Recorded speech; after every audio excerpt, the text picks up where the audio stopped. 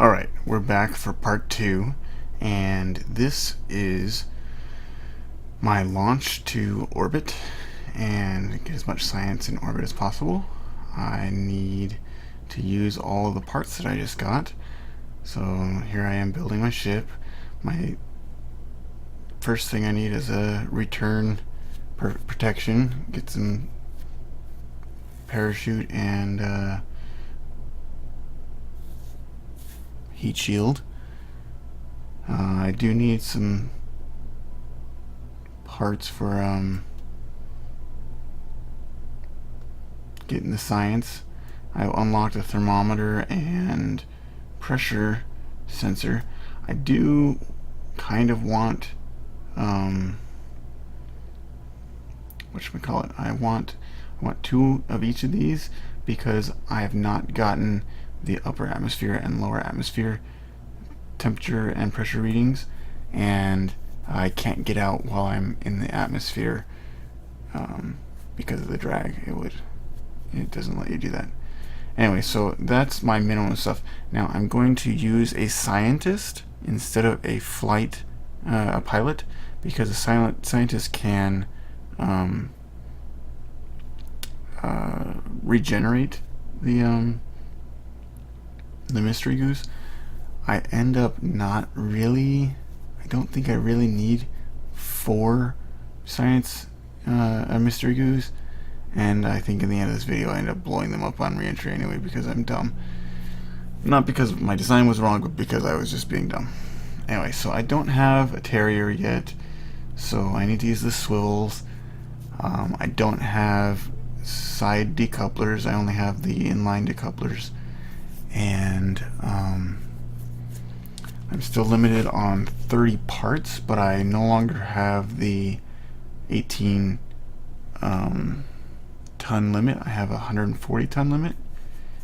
So basically I need to be able to get to orbit with just the 30 parts, and I already used just on the return vehicle I have 8 different parts for science. I put an antenna on there, but I'm not sure I even needed that.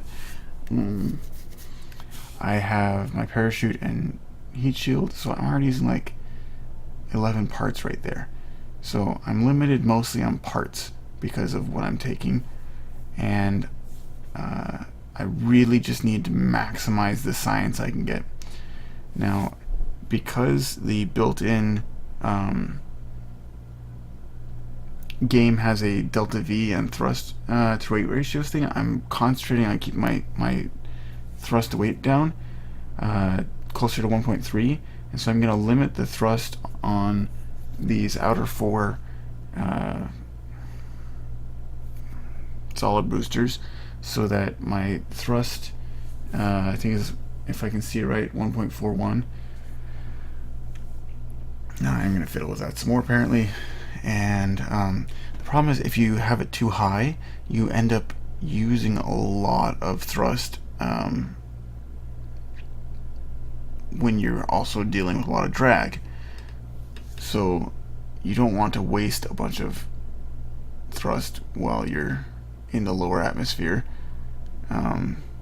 because you really just need to get the vehicle up.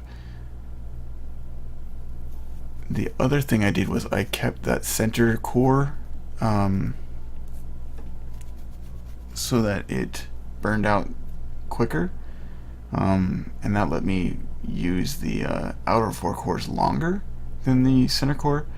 And the longer that a hard solid rocket booster, same thing with the liquid ones, but the more fuel that you've spent, the lighter the vehicle is, and so as you get up to higher in the atmosphere, the boosters are going to be producing more acceleration, and it's less wasted if you're higher. So I don't know, I was just trying to optimize for that, and I thought that might be the best way of going. Maybe there's a slightly better way, but anyway, I'm using the outer 4 boosters as my drag, and you want to keep your the drag on the bottom of the vehicle if you don't have any control. And the only control I have on this is a tiny little SAS module inside the crew cockpit. So you can see my center core booster is almost out of acceleration, and I peaked out at about 2.1 Gs. And then this, so I'm at 7 kilometers. This next bit, I'm just barely getting back up to 2 Gs. So it's almost like I throttled down at max Q. That was kind of what I was going for, was reducing the maximum dynamic pressure, which is basically drag, and also push as much acceleration. So now I'm at 20 kilometers and I'm already going almost 700 meters per second. So make sure to get the science while I'm in the lower and upper atmosphere. I made sure to get science from the cockpit, or sorry, the launch pad. And now I'm going 800 meters per second, and I still have 2 stages to go. So at this point, I already know I'm going to be in orbit. There's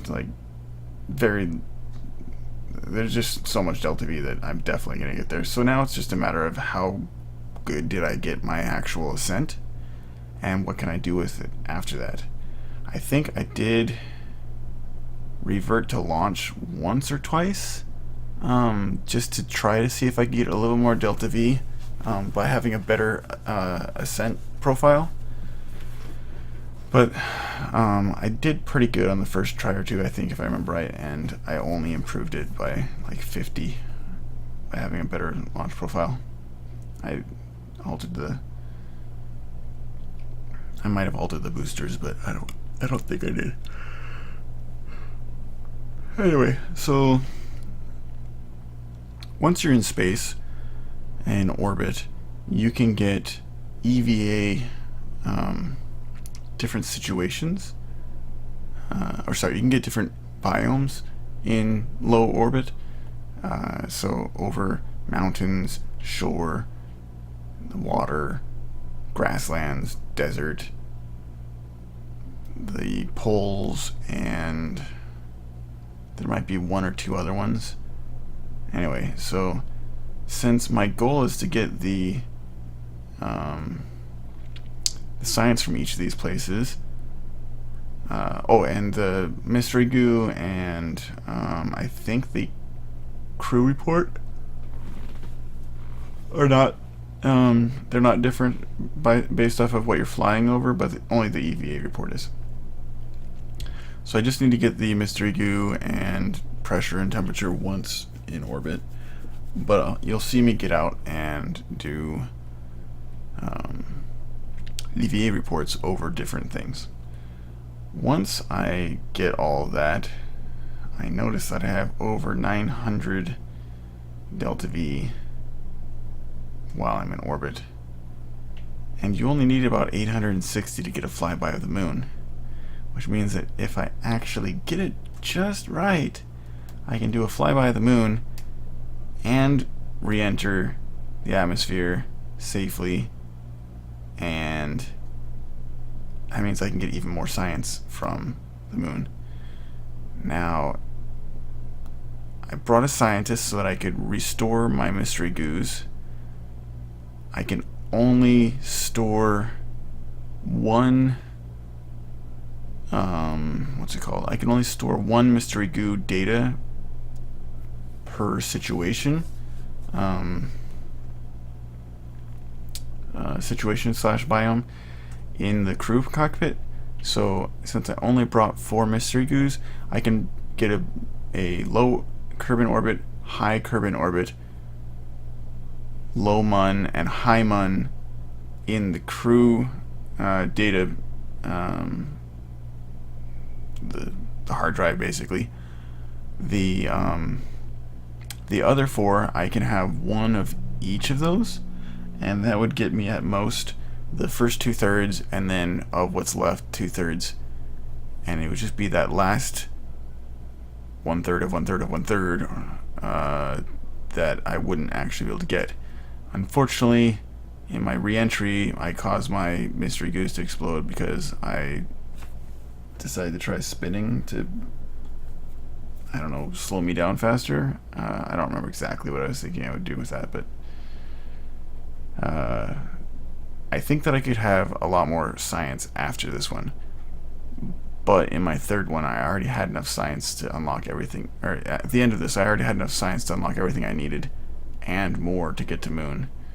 So it probably is unnecessary to bring more than just the one science, and maybe I could have actually done better. Like if I just brought 2 science and maybe had 6 boosters. I'm not sure if I had actually more weight that I could have brought. I can't remember what my weight was. Anyway, I'm sure that I could optimize this even better, but I am totally happy with what I ended up getting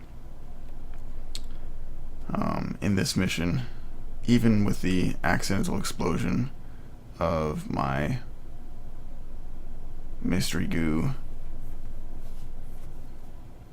whatever they're called, containers.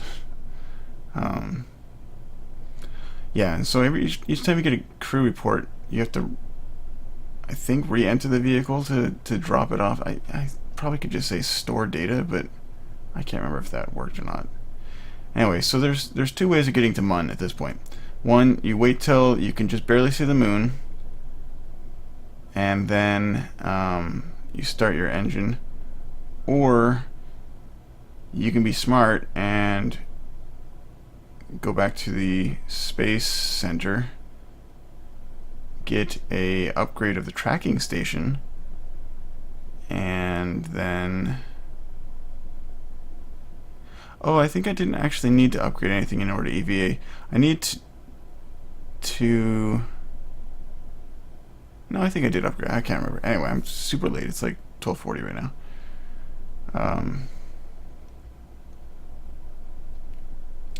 You can upgrade the tracking station, and that will give you an idea of when you fire your boosters, if you're actually going to do the right intercept with the moon. I ended up just eyeballing it the first try, and ended up speeding up instead of slowing down when I got there, and my periapse on Kerbin was way too big, so I ended up reverting. I quick saved and reverted it back to about here. Anyway, I'm going to call it on this part, and we'll finish up the second part, or the third part, with my flight to Mun.